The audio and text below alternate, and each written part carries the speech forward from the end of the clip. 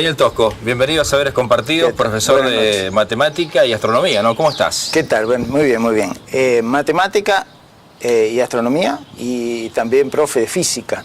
En realidad a mí me interesa más la física y en realidad me interesan más las ciencias aplicadas. Por ahí la matemática pura en sí no me atrae demasiado. La uso más como herramienta para las otras ciencias aplicadas, para la astronomía, para la estadística que yo estoy dando en el Instituto Espeleta, para la física.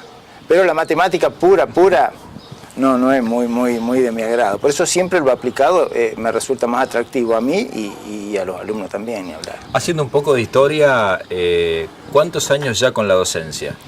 Yo empecé en el año 1988, en julio del 88, en el Instituto Cristo Rey dando física. O sea que este año en julio hizo 30 años y tengo 52. ¿Estás cansado o no?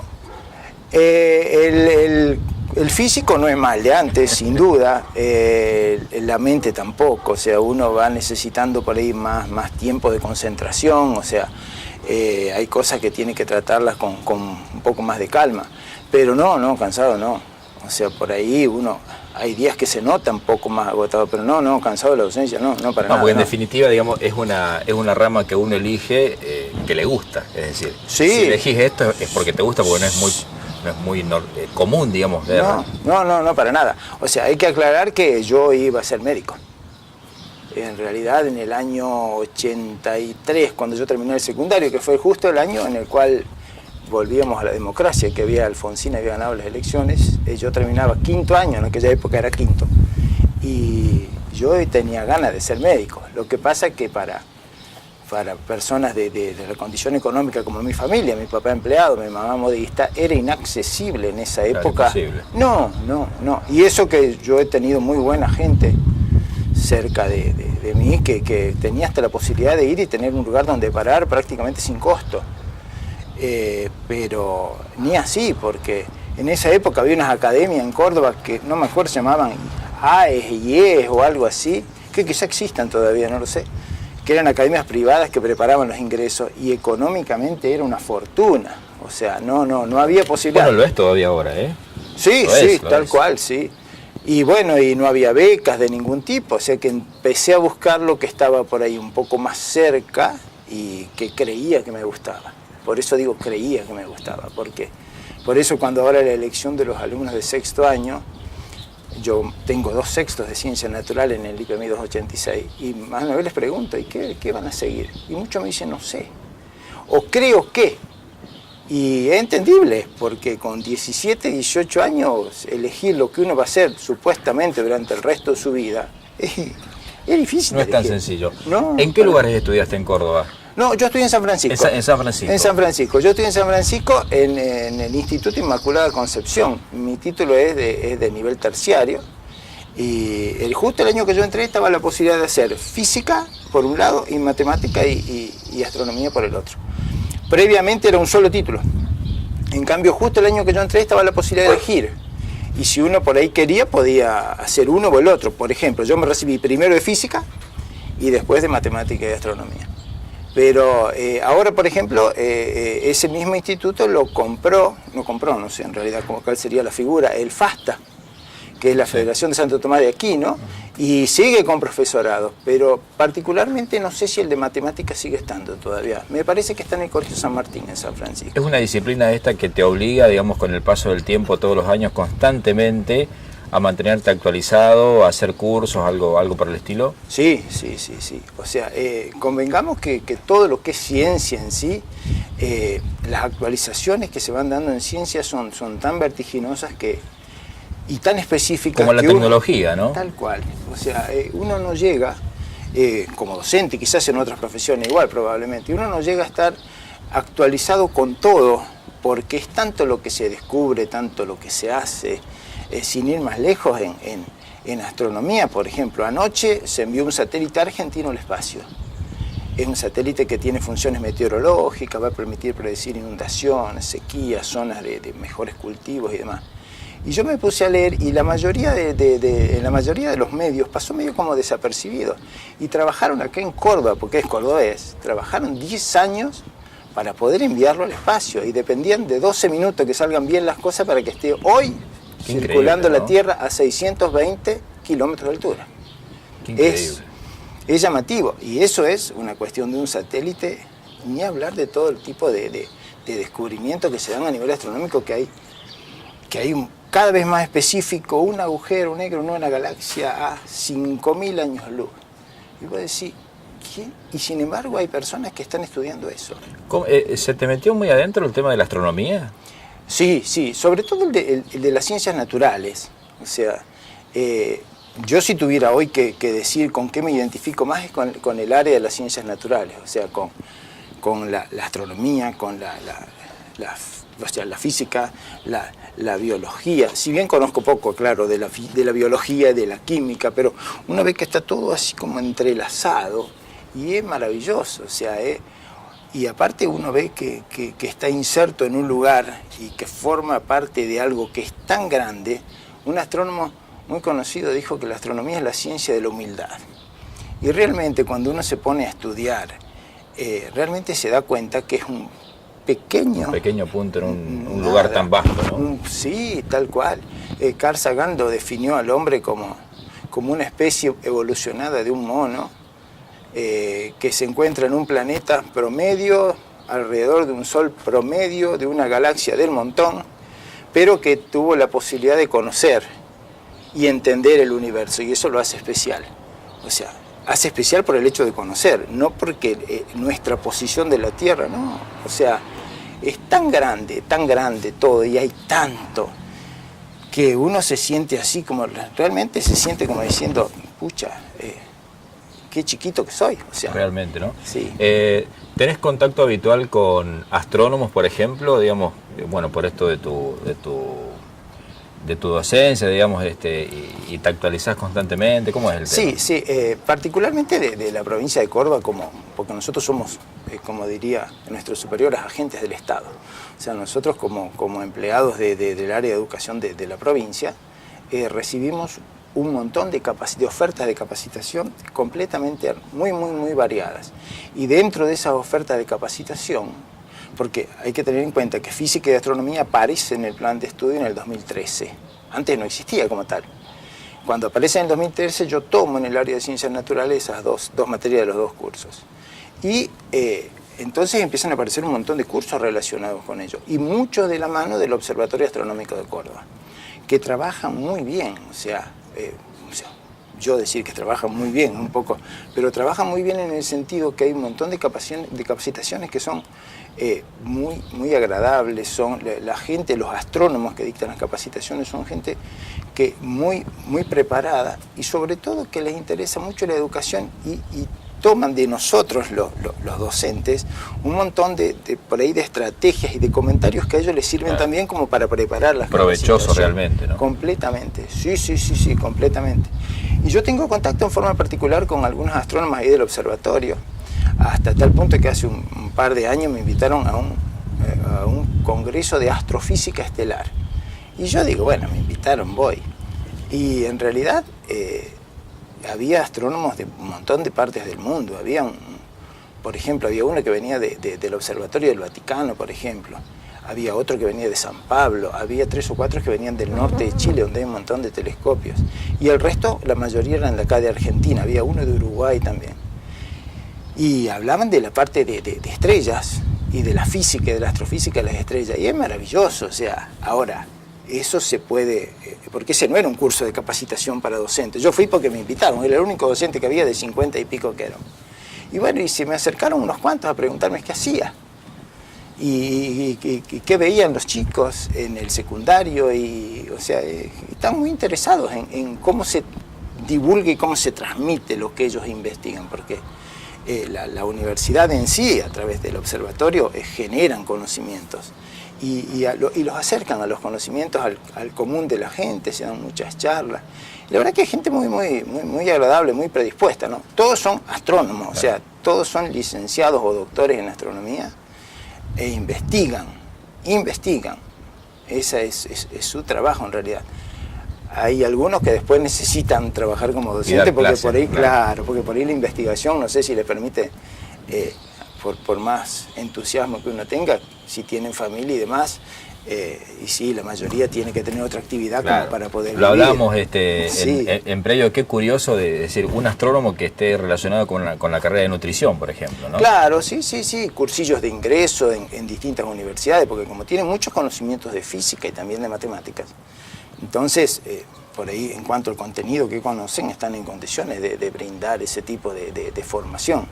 Los cursillos o en horas de clase, o hay algunos que trabajan en el nivel medio, por ejemplo, que es, por un lado, es llamativo, pero uno de ellos me dijo, David Merlo se llama, es un astrónomo que es un tipazo, que él me dijo, a mí en parte me hace bien esto, porque yo estoy mucho en contacto con los chicos y con la gente que no está relacionada con la investigación en astronomía, entonces... Se aleja un poco, entonces. Claro. ¿No? Se distiende, por así decirlo. Claro, también, y ¿no? aparte, en el tema de la divulgación, él la tiene más clara porque tiene contacto, no solamente con astrónomos, que esa es la historia.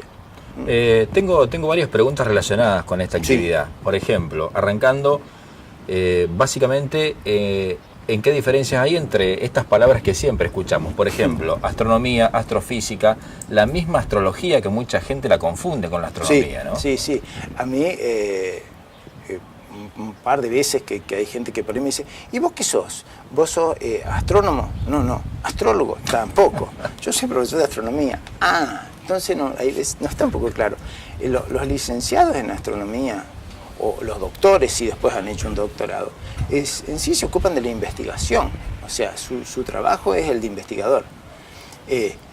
Nosotros como profes nos encargamos de transmitir en el nivel medio o donde sea, de transmitir todos los conocimientos que están en el diseño curricular de astronomía y algunos más que por ahí, por ejemplo, lo del satélite que yo te decía recién, en ningún diseño está como tal porque lo enviaron anoche, pero dice descubrimientos o distintos avances tecnológicos, entonces uno tiene que estar actualizado con ese tipo de cosas. Yo te doy un ejemplo, hace un par de años atrás, una astrónoma, una doctora en astronomía, que estudió acá en la Universidad de Córdoba, se llama Graciela González, estaba trabajando en Estados Unidos y descubrieron las ondas gravitacionales en el año 2016, sin entrar en detalle. Einstein las predijo 100 años atrás, y dijo Einstein que cuando la ciencia avance lo suficiente, y la ciencia y la técnica avance lo suficiente, se van a poder detectar. Y se detectaron en diciembre del 2015 aproximadamente. Y yo tenía preparado mi apunte de astronomía en febrero para entregárselo a los chicos, donde decía que eran teóricas todavía. ¿Tuviste que cambiar todo? Tuve que cambiarlo y le incluí una conferencia de ella, un artículo periodístico. Fíjate hasta qué punto evoluciona la ciencia, claro, que a nosotros nos obliga a estar actualizados como para poder transmitir lo que sabemos. Y después vos decías de la astrología. La astrología en realidad fue en su momento la ciencia principal, de ahí derivó la astronomía con todos sus métodos. Pero asimismo la cuestión astrológica está muy pegada, muy allegada a la gente por sus sentimientos, por lo que percibe, por las influencias que crea o deje de creer, claro, que tienen los astros. Aunque tiene más, yo desconozco, pero digo, tiene más un vacío científico, digamos, la astrología. Sí, apunta a otra cosa. Claro. La astronomía en sí como ciencia tiene sus propios métodos, sus propias evidencias, pero está bueno, o sea, si a alguien le interesa la astrología está bárbaro, o sea, no es cuestionable desde ningún punto de vista. Pero por ejemplo, la astronomía, todo lo que se sabe de astronomía, hay que tener en cuenta que se sabe observando con telescopios. O sea, si bien está en el área de las ciencias naturales, no es como la química, como la biología, como la física que se experimenta. Y si a vos el experimento te salió mal, lo haces otra vez. Si te salió mal, lo haces otra vez. Si te salió mal, lo haces otra vez. Y después lo repetís 50 veces en la misma condición y tiene que dar 50 veces el mismo resultado. En cambio, en la astronomía es observacional. O sea, vos tenés todo listo para ver un eclipse, se te nubló, no lo podés ver y olvidate del eclipse. Entonces, esa es la importancia que tiene, que toda la información que se recibe y todo lo que se sabe es a través de observar. Hago la aclaración. A la Luna hubo posibilidades de llegar, supuestamente, porque hay algunos que cuestionan por ahí que sí o no. Bueno, llegar a la Luna, se obtuvieron muestras. En Marte hay un robot chiquitito que anda dando vueltas y anda tomando muestras y sacando fotos y mandando datos continuamente. Una sonda espacial llegó a los anillos de Saturno y ha sacado fotos y ya está terminado cayendo en Saturno después. O sea, que si bien a algunos lugares se llega físicamente o con algún tipo de artefacto, en la mayoría del universo, de todo lo que se sabe, es solamente para observar. Cuando yo digo observar, me digo observar con todo tipo de telescopios, no solamente observar con el ojo. Hasta con este chiquito que tenemos de fondo, o Exactamente. hasta uno, qué sé yo, como el de Monte Palomar, por ejemplo. Por ejemplo, todos los que hay en el norte de Chile, hasta la mayoría de los telescopios no observan en luz visible, o en infrarrojo, en ultravioleta, en rayos gamma, son radiotelescopios. Y bueno, uno de los astrónomos del observatorio decía que él tiene un telescopio y que él le encanta y mirar en su telescopio o ir ahí a Córdoba, en el barrio Observatorio, donde ahí hay unos telescopios viejos. Y decía, lo lindo que tiene es que uno mira todavía con el ojo, porque en la mayoría de los otros observatorios que tienen otros telescopios más grandes, tienen conectado una cámara, claro, donde nosotros ponemos el ojo. Una pantalla grande, digamos. Sí, se ve directamente en un monitor y ahí se investiga. Claro. O sea, él, en uno de los cursos que yo hice, uno de los astrónomos que estaba haciendo una investigación sobre unas estrellas dobles y demás, nos dice que él manda un correo al Observatorio de Chile y le dice, necesito que esta noche miren en tales coordenadas en el espacio durante 10 minutos y necesito que me manden todos los datos de esas estrellas. O sea que ni siquiera el astrónomo estaba presente en el lugar, porque hay un operador que lo hizo y le envió todos los datos por correo electrónico. Claro. Entonces no solamente que se pierde el encanto, por decirlo así, de mirar con el ojo el cielo, sino que aparte ni siquiera están en el lugar. Hablando y está bárbaro, claro, o sea, sí. La tecnología lo permite, sí, sin duda. Totalmente. Hablando de telescopios, el famoso telescopio Hubble, por ejemplo, ¿sigue siendo el más importante hoy por hoy? El Hubble tiene dos o tres ventajas que son importantes. Primero, hace unos cuantos años ya que está operativo y había quedado medio como miope, tuvieron que ir a repararle un poco el espejo y ahora toma otra vez unas fotos que son maravillosas. La ventaja que tiene es que no está en la Tierra. Entonces, da vuelta por todo el universo. Claro, bueno, entonces da vuelta, o sea, está orbitando la Tierra y tiene la ventaja de que no tiene la atmósfera, que es nuestro peor enemigo para el telescopio, es nuestro mejor amigo para protegernos, pero para observar con los telescopios es la que produce deformaciones, aberraciones, refracción. En cambio, al estar en el espacio, o sea, y ser un telescopio relativamente grande, obtiene imágenes que son maravillosas realmente. Si uno ingresa en cualquier página y pone imágenes captadas por el Hubble, la verdad que es una maravilla. Y vuelvo a insistir, el hecho de que uno observe una galaxia o observe una estrella y diga, bueno, esa estrella tiene una temperatura de 5.800 grados. Sin ir más lejos, el Sol sabemos un montón. 5.800 grados, que es la categoría G, que emite en tal longitud de onda de tantos nanómetros y demás. Todo eso se hizo mirando con un telescopio. O sea, nadie fue a colocarle un termómetro a la estrella esa para decir, ah, mira, tiene tal temperatura. Todo observando. O sea que, con más razón, la astronomía es una ciencia que tiene una característica muy especial, porque todo lo que se obtiene es de la observación. Hablando de planetas y demás, en su momento se informó que Plutón dejaba de ser de ese tipo de categoría, digamos. ¿Esto se mantiene y por qué se dio así? En su momento, cuando fue descubierto Plutón, cumplía con uno de los requisitos, que es orbitar alrededor del Sol, que lo sigue haciendo, ¿no? O sea, para ser considerado planeta tiene que, es una palabra un poco extraña, pero en realidad podemos decirlo así, tiene que ser redondito, como una esfera, ¿sí? Tiene que ser redondito, tiene que orbitar alrededor del Sol, ¿sí? Y tiene que mantener su caminito, digamos, su órbita, tiene que mantenerlo despejado de lo que serían diferentes cuerpos que se encuentran en el espacio, digamos, todos los asteroides, todos los escombros que han quedado del origen del sistema solar. Un planeta tiene que tener limpia esa zona. Y es una de las condiciones que no cumple Plutón. Por lo tanto, dejó de ser un planeta como tal y pasó a ser un planeta enano. Como hay otros tantos planetas enanos más, hay, por ejemplo, satélites. Satélites, me refiero a satélites naturales de distintos planetas que son más grandes que Plutón. Sin ir más lejos, una luna de Saturno que se llama Titán. Esa luna es más grande que Mercurio. Y es un satélite, cuando digo luna, es un satélite de Saturno. Y es llamativo lo que pasa en Titán. Es el único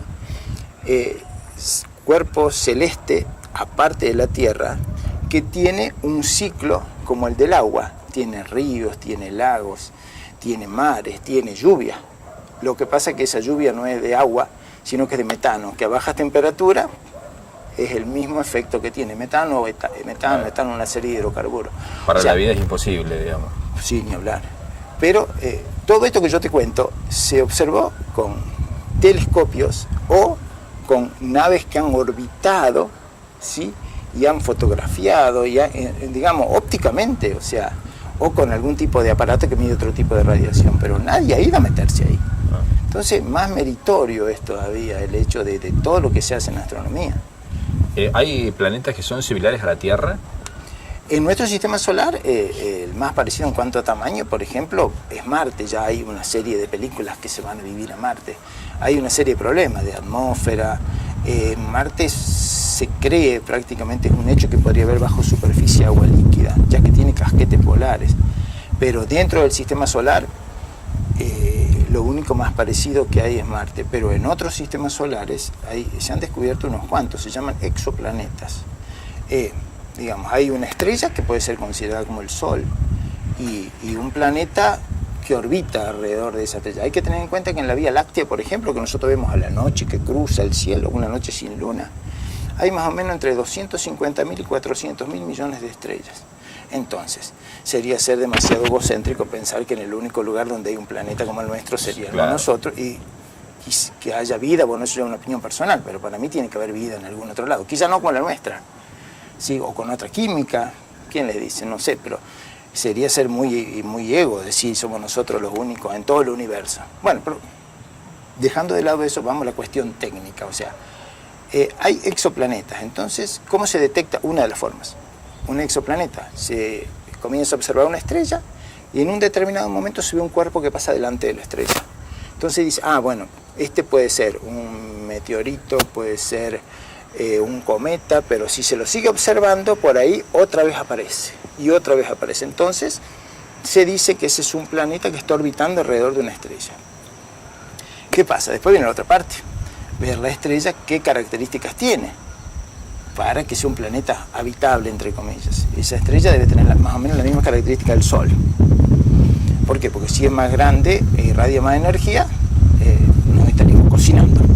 Si es más chico, nos estaríamos congelando. Entonces, la estrella más o menos del mismo tamaño. El planeta en sí tiene que tener más o menos el mismo tamaño. ¿Por qué?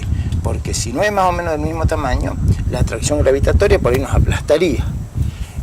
Si fuese un tamaño mucho más chiquitito, no retendría atmósfera. Aparte, tiene que tener atmósfera. Aparte, tiene que ser rocoso. O sea, hay una serie de cuestiones a tener en cuenta. O por ahí está un poquitito más lejos, pero la estrella es un poco más grande. Entonces, se denomina una zona habitable. Y se han descubierto muchos planetas con esas características. Están catalogados, hay alrededor de como de 5.000 y pico en distintos lugares. Y hay algunos que son bastante más parecidos a la Tierra, lo cual no indica que haya vida, ¿no? O sea, eso será una cuestión para generaciones futuras, pero muy futuras. El más cerca que se encontró está a 4 años luz orbitando una estrella que se llama Próxima Centauri, que es la estrella más próxima que tenemos. Estamos hablando de 4 años luz, es decir, que la luz que salió de allá tardó 4 años en llegar hasta acá. Por eso, me dijo un alumno hace ya un tiempo, me dice, al final, dice, con el telescopio estamos mirando todas cosas viejas, tal cual. O sea, estamos mirando el pasado con un telescopio, o sea, porque la luz de esa estrella que estamos viendo, que es la más cerquita, salió de allá hace 4 años. ¿Qué significa? Que si se apagó, el apagarse entre comillas, ¿no? Si se apagó, nosotros durante 4 años la seguimos viendo y creemos que sigue estando ahí. Y en realidad está apagada. Es complejo, ¿no? Claro que sí. Parece complejo. Y nos da una idea del tamaño que tiene el universo. O sea, nosotros tardaríamos alrededor de 60.000 años para ir a esa estrella. 60.000 años para ir. Entonces, mientras no se modifiquen las formas de poder desplazarse por el universo, prácticamente el hecho de fehacientemente averiguar qué características tienen en el lugar, planetas, si son habitables o no, y estrellas y demás, por el momento no. No lo veremos nosotros. No, yo creo que no. ¿Tenés alguna opinión formada sobre...? Porque los medios también influyen en esto, con toda esta mística, digamos, del extraterrestre, por ejemplo, todo lo que se ve en internet, videos en YouTube, por ejemplo, lo que se divulga, que se discute si es verdadero o falso, digamos.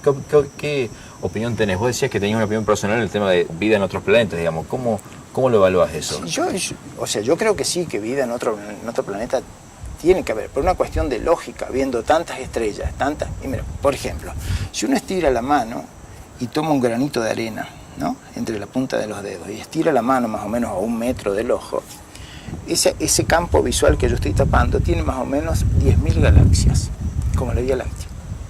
Y cada galaxia tiene alrededor entre 250.000 y 400.000 millones de estrellas. Si uno toma probabilidades y dice, si el 0,001 de las galaxias tiene una estrella, y a su vez esa estrella, el 0,001, tiene un planeta similar al nuestro, ¿quién les dice que no se podría haber generado algún tipo de vida, similar o no a la nuestra? Ahora, con las distancias que se manejan en nuestra tecnología, es muy difícil que lleguen desde otro planeta hasta donde estamos nosotros. Planeta, hablemos que esté orbitando otra estrella. La verdad. Muchos critican, por ejemplo, a los gobiernos de obtener información en ese sentido. ¿Qué pensás sobre eso? Sí, no sé. A mí me parece que el hecho de que alguien venga de extraterrestre, supuestamente debería intentar comunicarse, o sea, o dominarnos en el último de los casos, no lo sé. Si cuentan con la tecnología necesaria como para poder viajar por el espacio semejante cantidad de millones de kilómetros y llegar acá, y bueno, si yo llego de visita, algo tengo que hacer. O sea, me parece a mí una opinión muy de humano, sí, quizá, ¿no es cierto? Yo llego a un lugar y tengo que ver de qué se trata. Digo, como esto de andar jugando a las escondidas. No, la verdad que no le doy demasiada importancia, no. Me centro más en lo otro, que sí puede haber. Ahora, que si han venido acá o no sé. Venir sin comunicarse, sin hacer nada. Que caigan acá porque sí, no sé, la verdad no sé. Saben verse programas en televisión, sí, documentales que por ahí sí, hasta son risueños, ¿no? Porque, digamos, pareciera como que le buscan la quinta pata al gato, digamos, para confirmar vida extraterrestre, ¿no? Sí. Pero por el momento, o sea, al menos que se sepa científicamente y que se haya divulgado, no, o sea, como decís vos, son comentarios, y por ahí se da particularmente siempre con países con ciertas características. ¿Por qué ninguno vino a parar acá a Argentina, por ejemplo? ¿Qué sé yo? No lo sé. Medio complejo. Pero de todas formas, de ciencia ficción se ha escrito un montón, o sea, de Orson Welles y compañía, sí, o sea, han escrito bastante, por ahí eso también alimenta un poco. Pasando por Asimov también. Sí, Asimov bueno, Asimov por ahí más con el hecho del Yo Robot, que una imaginación atroz, porque escribir el año 1950 una novela como Yo Robot, cuando en el año 50, imagínense tecnológicamente lo que era, y él la escribió. O sea, entonces, Julio Verne, sin ir más lejos, las cosas que han predicho, que muchas de ellas se cumplen. ¿Pero por qué? Porque eran realmente visionarios. O sea, los alumnos normalmente creen que nosotros nacemos siendo profesores. Y yo les decía que no es así en realidad. Por ejemplo, yo cuando me recibí necesitaba trabajar. Y en el Cristo Rey, en Instituto Cristo Rey, me llamaron a la semana que me había recibido. Yo fui exalumno ahí. Y también, claro, pero no alcanzaba con eso. Entonces yo también trabajé en la radio, que no sé si ustedes lo sabían. Trabajé con José Brunone, trabajé con Miguel Báez, con Ricardo Velo, con Negro Ríos, con Luis Nassi. ¿Qué hacías en radio? Estaba en la parte de administración armando las carpetas publicitarias, cuando las carpetas eran todavía las carpetitas con el color para la música y se ponían los cassettes. Si son carpetas negras están todavía, te digo. Sí, había que armar hasta la del fin de semana, cuando había deporte. Trabajé ahí y después trabajé casi un año y seguía dando clase. Y después empecé a trabajar en el SEGMA, que también es un colegio en el cual trabajé. Y después trabajé en la Mutual de Tiro 17 años mientras seguía dando clase. Y en el 2005 dejé la Mutual de Tiro para ir a trabajar al 286. O sea que el hecho de que uno estudie algo, hay veces que no solamente lo prepara para lo que estudió, sino que le da ciertas herramientas como para desempeñarse en otros ámbitos, ¿no? Por cuestión de necesidad o lo que sea. Y hay veces que el camino para encontrar la respuesta termina siendo mucho más interesante que la respuesta en sí, como en muchos de los casos, ¿no? Pero en realidad como profesión está bárbaro, está bueno, es interesante. Gracias por estar en Saberes Compartidos. Gracias Dani. a vos, muy amable.